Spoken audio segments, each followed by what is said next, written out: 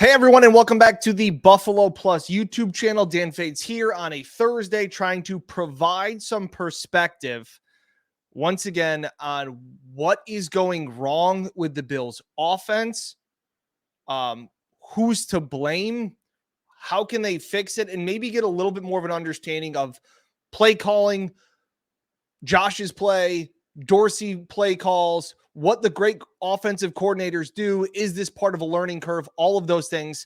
Trying to, again, make sense of where the Bills are. And I want to start out by saying, look, things are never as good or as bad as they seem in the NFL. And look, I thought Josh was great on Wednesday. I thought he was very candid with his answers about the way the offense has struggled, and just kind of said that he's going to keep shooting. And I remember asking him before, when he's gone through these stretches where things just seem very difficult, and he was the first one to say, like, shooters shoot, and you're going to keep shooting. If Steph Curry has missed 10 threes in a row, do you think he's going to pass up the next one? No, he's going to take the shot. So we'll get into all of that. I wrote down some notes to try and make it as concise as possible, so bear with me here. Be sure to like, comment, and subscribe as we get into this video. I'm going to try and also do my best not to talk about Brian Daboll. I'm going to try and do my best. We do have to have some sort of comparisons and understanding the differences between Ken Dorsey, and I think some of this could be a learning curve of a new offensive coordinator. Also, before we get started, the Bills' offense has done things well over the last 3 weeks. They have just been overshadowed by Josh Allen and some of his mistakes in the red zone. I know we talked about it in the blog yesterday up at practice. Jen and I talked about it. Josh Allen in the last 3 games has 4 red zone interceptions. In his previous 67 games, he had 2. I think everything will balance out. But I think there are some reasons that that's happening. And I want to try and get a look at some. Now, some of these things, some of these points that I want to go over are also based off of listening to smart people talk. Again, I've never been in an NFL huddle. I've never played a snap of football. I've watched a lot. And so some of these things are what I've heard. And like I said, a lot of it is listening to Trent Dilfer, Dan Orlovsky, some of these guys, kind of big picture stuff about playing the quarterback position. And again, those 2 guys will be the first two to tell you they were not great quarterbacks, but they understood their shortfalls and how they got there. So what I first want to talk about is obviously everybody gets all upset about play calling, right? And I've said it before on here, play calling is too often based too much, and it's judged too much on the result instead of the execution or the alignment. And I always use the example, if it's 3rd and 2 and you come up to the line and it's a run call and Josh likes what he sees and the defense has a light box and you stick with the play and you run it, and the right tackle gets blown up and it's a 2-yard loss. And everybody goes, what are we doing running the ball? What are we doing running the ball? Well, was it a bad play call or was it a poor execution? So I think those things are 2 totally different things that need to be judged, where once the ball is snapped, the play caller has no more control over the play. And I know that sounds dumb and obvious, but shit, I feel like so many times we base if it was a good play call or not at the end of the play. And some things have to be understood before the snap. So that was one of the things where, and so like to get to the point to the Bills, a bunch of fans on here, I understand, are talking about we can't run the ball. Why didn't we call more run plays in the second half? So I went back through the run plays of the Bills from the 3rd quarter to the end of regulation. They ran the ball. They called designed runs to the running backs. Let me just clarify that. 8 plays, 8 running plays were called. On the first possession, they called 2 out of halftime. The first one was called back on a holding. Then Devin Singletary ran for 1 yard. The drive ended up stalling. They punted. The next drive, Devin Singletary got a carry for 0 yards. He had a carry for 5 yards. James Cook had a carry for 8 yards. And Duke Johnson was stopped on 3rd and short for no gain. That drive ended in a field goal. So they ran the ball 4 times on that drive. The next drive, Devin Singletary had a carry for no gain, and James Cook had 1 carry for 7 yards. That drive ended in the red zone interception for Josh Allen on 4th and 2, I believe it was.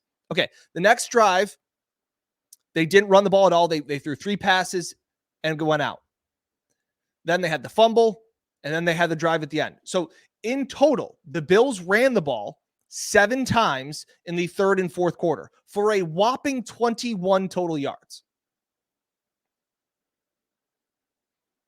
You want to call more run plays? Like, do you want to? Like, also, we have to understand that defense is in this spot when they're like, you're up 17 points. You got to run the ball. Yes, but defenses know that too. And you have to be able to do other things to move the ball down the field. And that's where I talk about play calling being too much based on the results. If Josh hits a screen, if Josh hits Stephon Diggs, if Gabe Davis makes a play, we're not sitting here going, what the fuck they doing here? Why are they throwing the ball? After a throw is incomplete, then everybody goes, well, why didn't they run the ball? Well, why didn't they catch it? Like, there are so many other things that go into it. And I know this is a roundabout way, but I'm just saying, you know how I feel about running the ball. The Bills ran the ball pretty well in the first half when they were balanced and they could keep defenses and the Vikings on their toes. But in the second half, the Vikings stuffed the run. 7 carries, they allowed 21 yards, not counting the Josh. He had some runs in overtime, but those were not designed play calls. So this thought of, well, you just got to run the ball. Just slamming your head into the wall isn't going to make it better. So I don't have any problem with Ken Dorsey putting the ball in his playmakers' hands and Josh Allen's hands and saying, we need to move some change. We need to, like I said, I wish they would have a better 4-minute offense at the end of that game. They didn't. But I don't think it was because they didn't call enough run plays. They couldn't run the ball. The offensive line cannot get a push. They can't get a push on 3rd and 2. They can't get a push on their 1-yard line. And that's not on Ken Dorsey. That's on the offensive line. So now getting into Ken Dorsey, and we talk about more of this play caller relationship between the quarterback and the offensive coordinator or play caller in whatever instance. Trent Dilfer talks about how it needs to be a symbiotic relationship. And one of the things that really stood out to me, what he talks about, is the great play callers do not expect their quarterback to play the position the way fans watching on the couch think it should be played. Everybody thinks they can call plays because they've played Madden and are sitting on the couch. I truly believe calling plays in the NFL, I believe, is the hardest coaching profession in all of pro sports. I don't think there's anything more difficult. Anything gets scrutinized more. You got 40 seconds to pick a play and you can only talk to 25 of them. Okay. So Josh has said it before. You need to be able to read each other's minds. Like, Ken can talk to Josh, but Josh can't talk back to Ken at that time. So they need to be on the same page. It needs to be the symbiotic relationship. But this thought of the coordinator isn't expecting his quarterback to make 35, to be a superhero on 35 dropbacks. It's just not possible.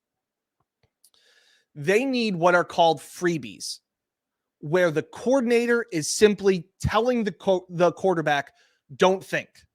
You don't need to think. This play is going here. And the best coordinators, Aaron Rodgers, Tom Brady, Josh McDaniels, Sean McVay, Kyle Shanahan. In college, it's Ryan Day, it's Chip Kelly. Their quarterback isn't expected to be a superstar 35 dropbacks. They're saying, here it is. We've outcoached. We will X and O. We're better prepared than the defense. Trust me on this play. Don't think. Throw it to this guy. That is what happens. Aaron Rodgers gets 10 to 15 a game. Tom Brady gets 10 to 15 a game, because you need to take that weight off of Josh Allen's shoulders for when you really need him. Because 10 to 15 plays a game, you're going to need Superman. Hey, play breaks down. My bad. I need you to go make a play. I need you to play some fucking football. And then Josh hurdles a guy and you get the first down. But he can't hurdle him on every single play. Ken Dorsey needs more easier freebie play calling designs, especially in the second half where the Bills have struggled. Needs better spacing, more creativity, something different, because Josh is being asked to do too much. I look at what Mike McDaniel is doing with Tua, and Tua looks great because he's not thinking. It's just throw the ball here. Or if it's not here, it's that guy. And Josh right now, nothing is coming easy and he's forcing things. And that is part of it. And Josh has admitted that he is trying to do too much. He talked about it on Wednesday, that it's something he has battled in most of his career, is trying to do too much. And it is too much hero ball. And let me say this too. Every quarterback goes through this. We saw with Patrick Mahomes last year when everybody thought, oh, he's just not doing it enough. He's trying to do too much.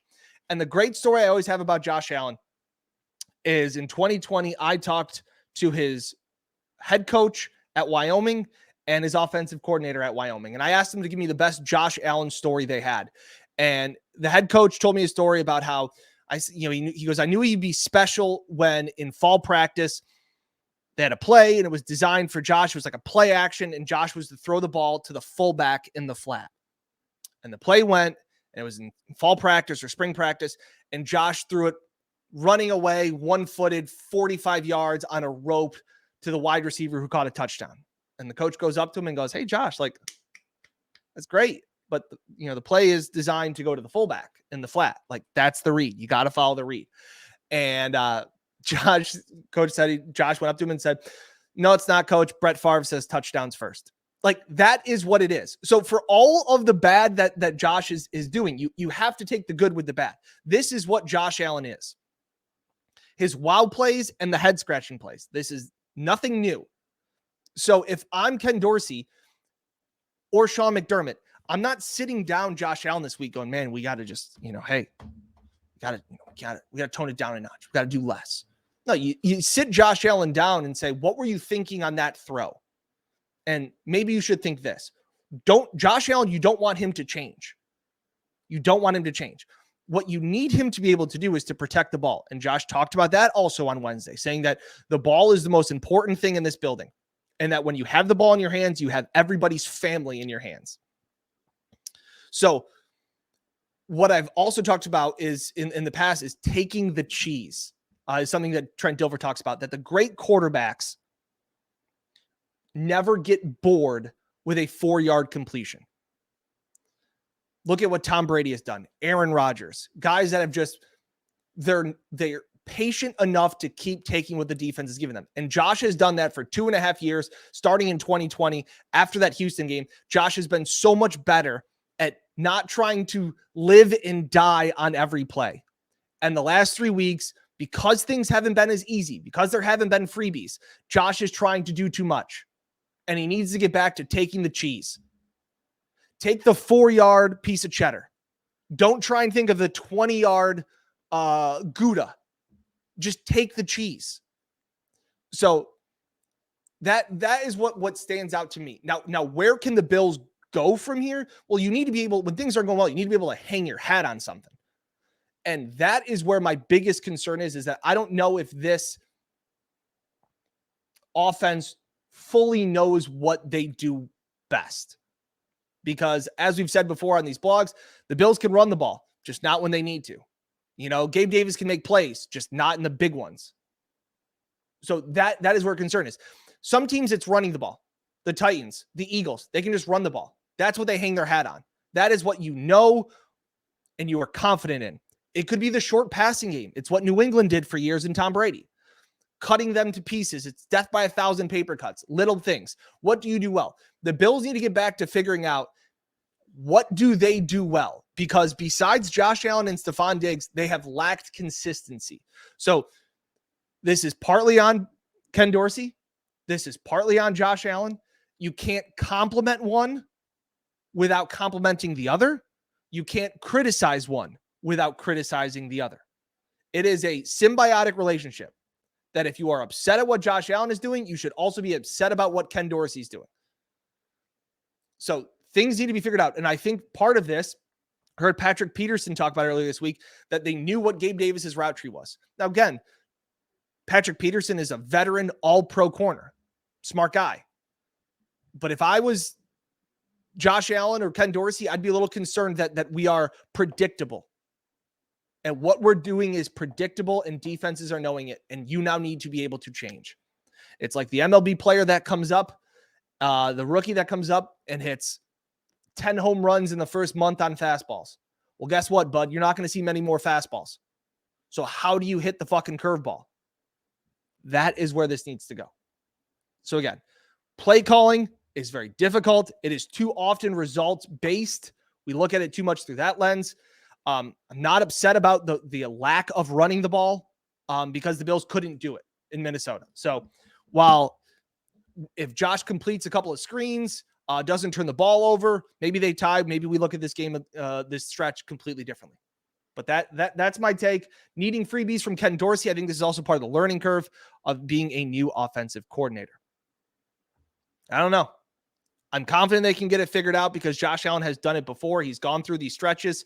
Let's not forget last year, they looked like shit in Jacksonville. 2 weeks later, they got their doors blown off by Indy. They then got their shit kicked in for the first half against the Buccaneers down in Tampa. And then something flipped in that second half.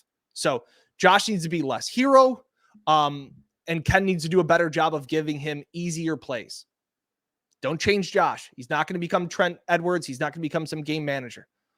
But that's my take on who's to blame between Ken Dorsey and Josh Allen. It's a little bit of both. I don't know which side you want to say. But Brian Daboll was a guy that could always steady the ship. And now it is Ken Dorsey's turn to step into that role. All right. Thanks so much for watching. Please be sure to like, comment, and subscribe to the Buffalo Plus YouTube channel. We'll catch you next time right here.